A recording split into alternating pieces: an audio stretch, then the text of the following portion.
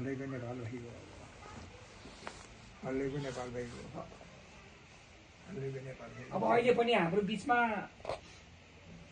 गाउँमा जो मान्छे छन् नि फाटेको चप्पललाई चाहिँ सिलाएर जिन्दगी गुजारिराखेका छन्।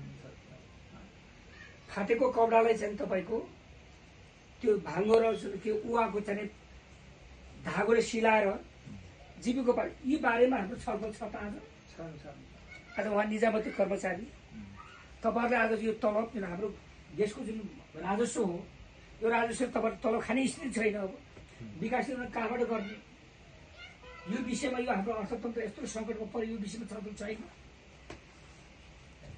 हाम्रो यो नदी नाला यत्रो चाहिँ बगिरहेछ करोडौँ लाखौँ वर्षदेखि यसलाई उपयोग गर्ने कुरा हाम्रो बिचमा सबै चिज छ। हामी कहाँ तर चलाउन सक्ने भने सबै चिज छ।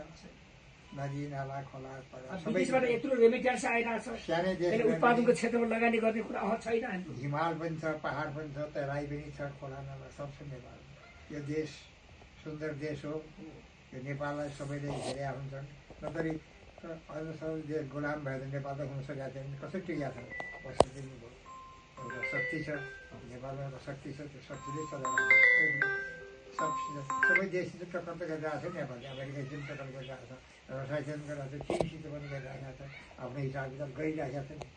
यस्तै हो परिस्थिति यस्तै हो। सन्तोषम परमम सुखम हो सन्तोषम परमम सुखम। आफूले जाने सकेसम्म इमान्दारी गर्ने। म गल्ती गरिने गल्ती मान्छेबाट गल्ती पनि भइहाल्छ हुन्छन् गल्ती गल्ती गरेर कसैले भन्दै मात्र मार्दै काट्ने होइन। अब हामीलाई एउटा आशिष दिनु पर्यो। मलाई आशिष दिनु पर्यो एउटा अबको भविष्यमा तिमीहरू युवाहरू तिमी राजनीतिमा लागिरहेका यसो गर्यो भने यस कसो होला भन्ने जुन तपाईँको चिन्तन होला त्यो मलाई भनिदिनु पर्यो। ठिकै छ। अब इमान्दारी साथसित सम्झाउनु त हो युवकहरूलाई बहस गर्ने उनका कुरा पनि सुन्ने आफ्नो कुरा पनि राख्ने त्यसबाट एउटा निष्कर्ष निकाल्ने अनि अगाडि बढ्ने। आफूले मन पऱ्यो होइन कि आफ्नो कुरा पनि राख्ने उसको कुरा पनि बुझ्ने अनि त्यसबाट एउटा निकाल के गर्नुपर्छ भने निष्कर्ष आफूले निकाल्नुपर्छ। अर्काले गऱ्यो भन्दैमा चाहिँ अर्काको भरमा हिँड्नुहुन्न। आफ्नो निर्णय आफूले गर्नुपर्छ। सुन्ने सबैको हो गर्ने आफ्नो हो। त्यही हो सबभन्दा गर्ने आफ्नो निर्णय आफूले गर्ने हो। सुन्ने सबैका कुरा सुन्ने हो। त्यसलाई अध्ययन गर्ने हो। राम्रोलाई हटाउन सक्नु राम्रा कुरालाई फल दिनु पनि सक्नु पऱ्यो अनि अगाडि बढ्ने बाबु यही हो। अरू मैले जानेको कुरा यति हो। जीवनको सार यही हो। यही हो स्थिति चाहिँ। केही नआत्तिनुहोस्। नेपाल कहीँ जाने छैन। नेपाल नेपालै रहनेछ। नेपाली नेपाली नै रहनेछौँ। यो देशलाई कसैले केही गर्न सक्नेवाला छैन। जति भन्नुहोस् तपाईँ यो देशलाई कसैले कब्जा गर्न सक्नेवाला छैन। चाहे अमेरिका होस् चाहे चिन होस् चाहे जोसुकै होस्। यहाँ आफ्नै किसिमको शक्ति छ। यो देशको आफ्नै किसिमको विचार छ आफ्नै किसिमको शक्ति छ आफ्नै सबै किसिमको मान्छे छन् नि यहाँ।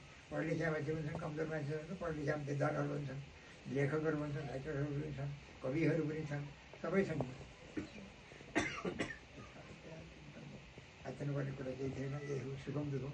सकेसम्म आफूले समाजमा हात नहाल्ने हात हालेको कुरालाई इमान्दारी साथ गर्ने। छुट्टैन भने हात नहाल्ने आफ्नो व्यक्तिगत काममा लागिरहने सामाजिक कुरामा हात हाल्ने भने इमान्दारीसित जति सक्यो त्यति गर्ने नसक्ने कुरा नगरेर त्यही हो मान्छेले त्यही हिसाबले हिँड्नुपर्छ। त्यही हो मेरो शिक्षा दीक्षा के भन्नु यही हो एकदम सही कुरो सही कुरो।